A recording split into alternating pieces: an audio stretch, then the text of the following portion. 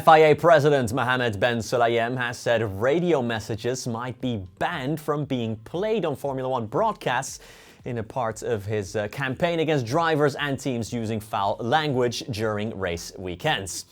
Well, if you're new around here, we make multiple news videos every week, so if you want to stay up to date on all the latest in F1, please consider subscribing or follow us on Spotify for an audio version where you don't have to put up with my face. The FIA have already put new guidelines in place that will heavily punish drivers should they swear, with 3 offenses over a 2-year period resulting in a fine, a month-long ban, and a points deduction in the championship. The newest development in Ben Sulayem's attempt to combat industrious language is to consider banning team radio from appearing on F1 broadcasts.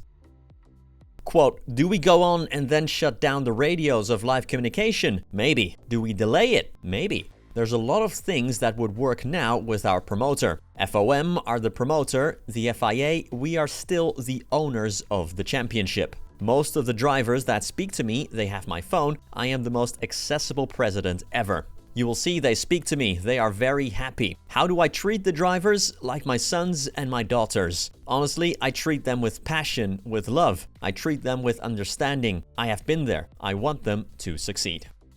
The new season of Netflix's hit show Drive to Survive premieres on March 7th, but the streaming service are also reportedly interested in acquiring the broadcast rights to Formula One in the United States and bring it to the platform as well.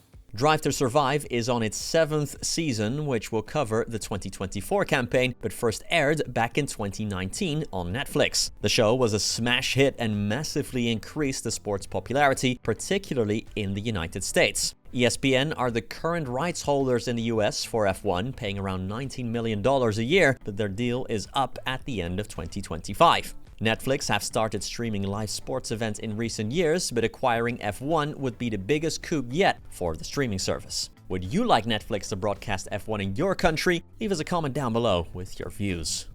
And finally, Cadillac are a year away from entering Formula One as the 11th team, but current teams are protesting that this will dilute the prize money they will receive. Red Bull team principal Christian Horner is the latest to voice his criticism, with Mercedes boss Toto Wolff doing so at an earlier time already. Formula One has not had 11 teams since the 2016 season, despite the rules allowing for up to 12 teams.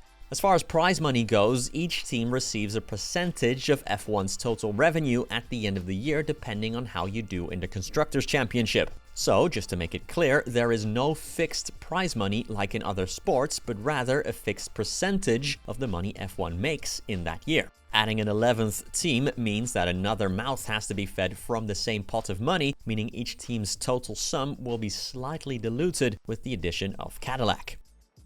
Quote, it's really nothing to do with the teams, Christian Horner said to Sky Sports F1. It's down to the commercial rights holder and the FIA, and with all these things, it comes down to the finances and how it's going to be funded. I think as long as logistically it can be accommodated, we'd absolutely have no problem with seeing GM come here, but we're not paying for it. We got no issue, we would welcome them with open arms, but you don't want to see the prize fund diluted. So there will be that question of whose slice of the cake does it come out of? Probably everybody's. Well, thanks for watching another GP Fans News video. Don't forget to follow us on all the usual places, and I'll be back soon with the next one. See ya.